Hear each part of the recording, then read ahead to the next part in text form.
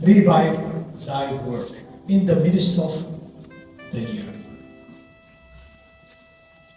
ዕንባቆም እንደ አንድ ነቢይ ያየው ሸክም ምዕራፍ 1 ሲጀምር እንደምትመለከቱት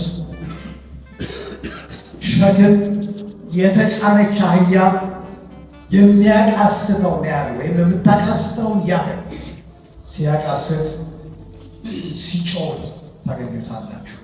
አቤቱ እኔ ስጮህ የማትሰማው እስከ መቼ ነው? ነቢያቶች አንዳንዴ እንደ እብድ ሲቆጠሩ፣ አንዳንዴም ደግሞ ያዩት ራእይ የሰሙት ድምፅ ነገር የሆነ ያለውን ነገር እየተመለከቱ በእግዚአብሔር ፊት ባለማቋረጥ የሚጮሁ ሆነው እናገኛቸው። ብሉይ ኪዳንን በደንብ አድርጋችሁ ታውቃላችሁ። እዚህ አገልጋዮች ናቸው ያላችሁት። እነዚህ ሶስት መሪዎች በከፍተኛ ደረጃ ተሰሚነት ያላቸው ናቸው። አንዳንዶቹ የፖለቲካ መሪዎች ናቸው። ሌሎቹ ደግሞ ክለርጂስ ካህናቱ ናቸው። ሁሌ ከካህኑ አንደበት ቃል እግዚአብሔር ይፈሳል።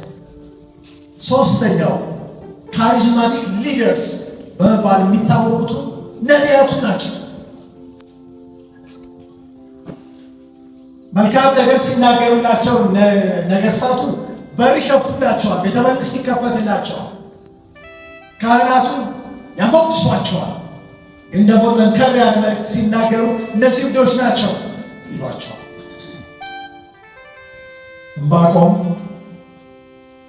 ያቃስታል፣ ይጮኻል።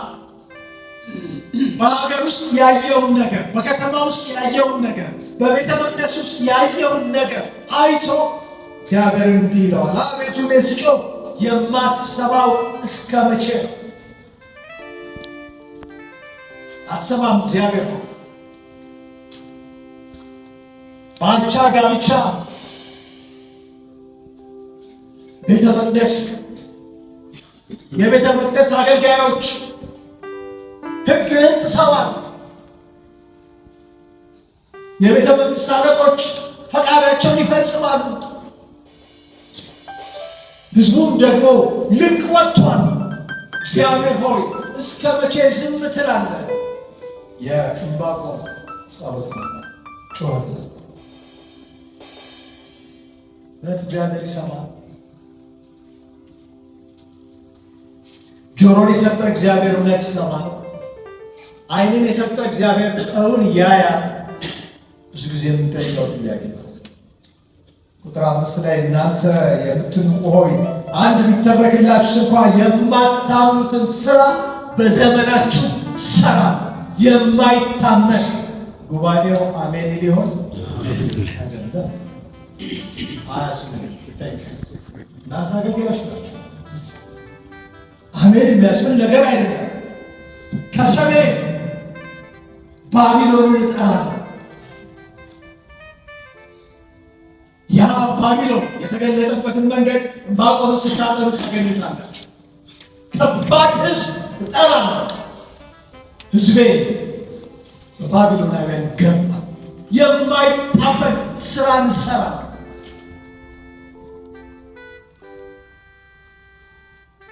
ከዛ በኋላ እንደገና ይሄን ነገር ከሰማ በኋላ ነቢዩ አረባክ እግዚአብሔር ሆይ እነዚያ ትላልቅ አመፀኞች፣ እኛ ትናንሽ አመፀኞች፣ ትላልቆቹ አስነስተን በእነሱ እንዴት አድርገህ ትገርፈናለህ? ለእግዚአብሔር ምላሽ አለ። ቤተ መቅደሱ ቀሎ ነበር። ቤተ መንግስቱ ቀሎ ነበር። አንድ የካቶሊክ ቄስ እንዳሉት ቤተ መንግስት ዕጣን ከሸተተ፣ ቤተ መቅደስ ፖለቲካ ከሸተተ ነገር ተበላሽ። በዚህ ውስጥ ሆኖ ነበር ሲጮህ የነበረው። ስለዚህ እግዚአብሔር ብላለ የማይታመን ስራ ሰራ።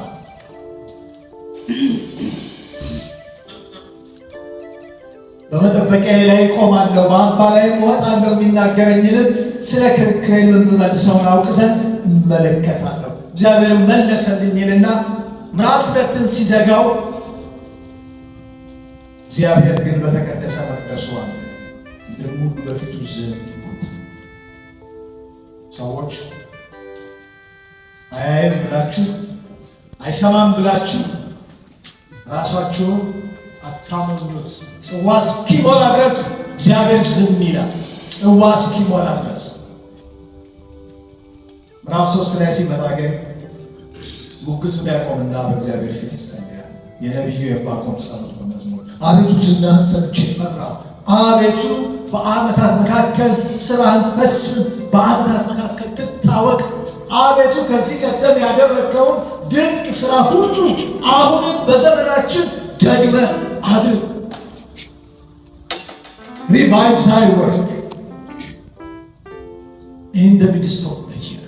ከዚህ ቀደም ያደረግከው ድንቅ ሥራ ሪቫይቫልህን፣ የእግዚአብሔር ጣልቃ ገብነት፣ የመለኮት ጣልቃ ገብነት በፖለቲካው ቢሆን፣ በኢኮኖሚ ቢሆን፣ በመንፈሳዊ ነገር ቢሆን፣ በማህበራዊ አኗኗር ቢሆን የእግዚአብሔር ጣልቃ ገብነት ሪቫይቫል፣ የእግዚአብሔር ጣልቃ ገብነት እሱን ይናፍቃል። መፍትሄው እሱ ብቻ፣ መፍትሄው እሱ ብቻ። ሪቫይቭ ዛሬ ሪቫይቫል ያን ወቅት ጉዳይ እዚህ ተሰባስበን አጨብጭበን ነው። ኢት አፌክትስ ዘ ሆል ጄኔሬሽን። ትውልድን እንዳለ ቻሌንጅ የሚያደርግ ፖለቲካውን ቻሌንጅ የሚያደርግ መንፈሳዊ ብለን የያዝነውን ዘይቤ ቻሌንጅ የሚያደርግ ነው። የእግዚአብሔር የክብር መገለጥ ነው። የኃይሉ መገለጥ ነው። የቅድስና መገለጥ ነው። የማዳኑ መገለጥ ነው።